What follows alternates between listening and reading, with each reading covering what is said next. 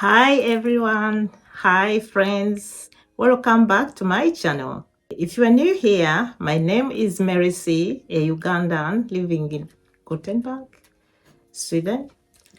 Today, I'm going to talk about some of the culture shocks I experienced when I moved to Sweden.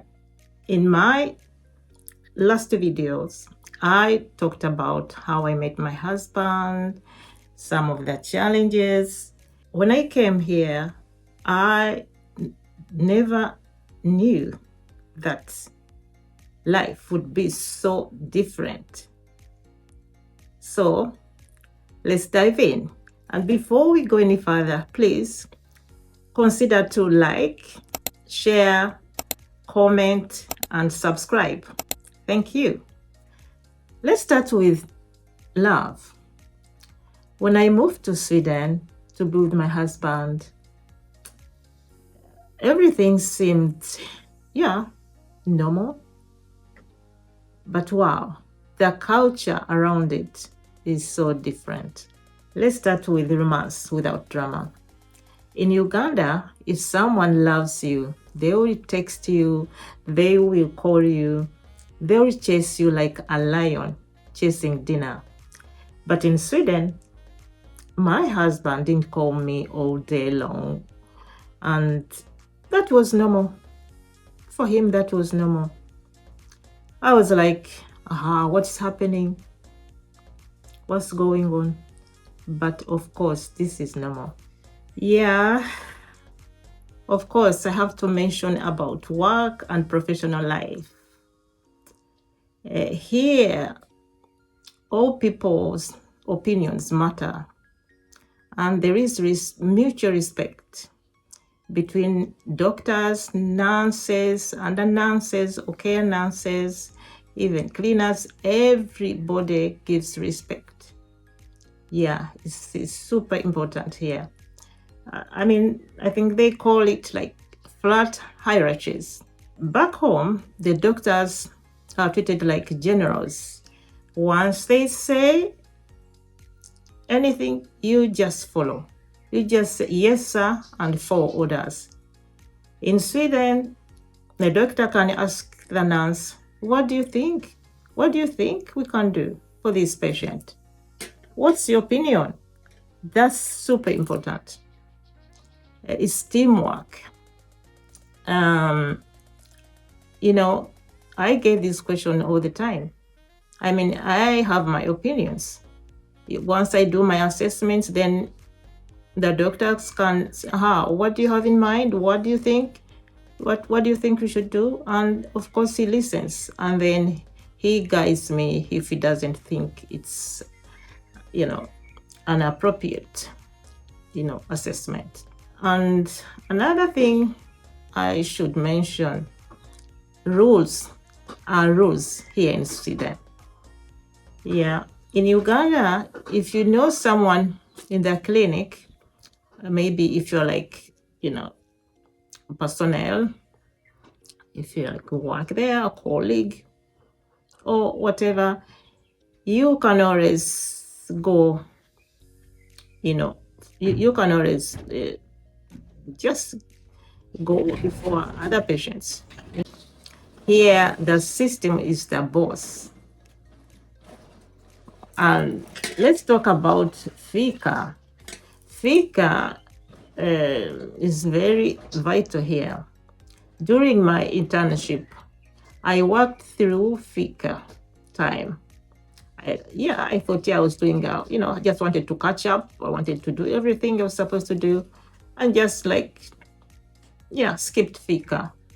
And nurse pulled me aside and said, just take a break.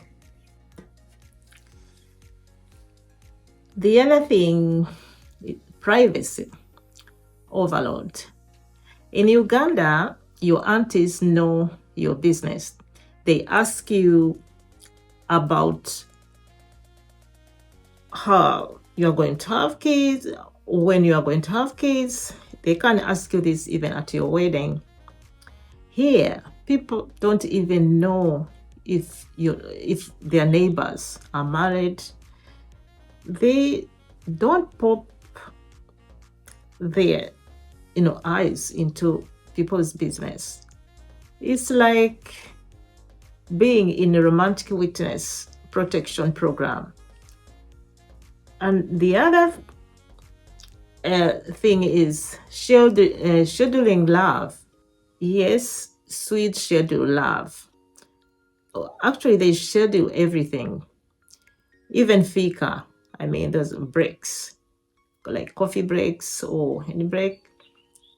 It has to be, planned. Everything has to be planned. I once tried to surprise my good friend just to visit her. So I told my husband about this plan, and he just looked at me like I was going to rob an Ika. Yeah, wow, what's happening? That's very normal.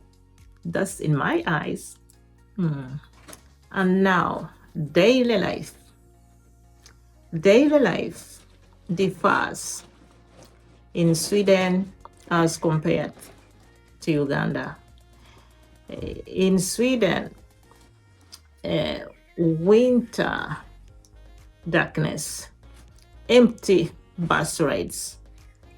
Markets in Uganda versus Sweden are very, very different story. The silence. In Uganda, even strangers become your friends in 5 minutes. In Sweden, and people don't talk on buses. Like I said one time, hi, and the whole bus froze. That was early in the days. Winter darkness. My first winter, it was dark at around 3:30. I thought maybe I had a jet lag or for 3 months. I used to ask my husband, is this normal? Should we light a candle and pray? And then another thing is alone time is a thing here in Sweden.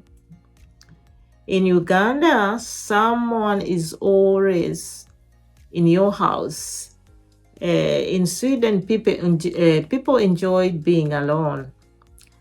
I sat there one evening completely alone and thought even mosquitoes are quiet. But here, we still don't have mosquitoes. The system works.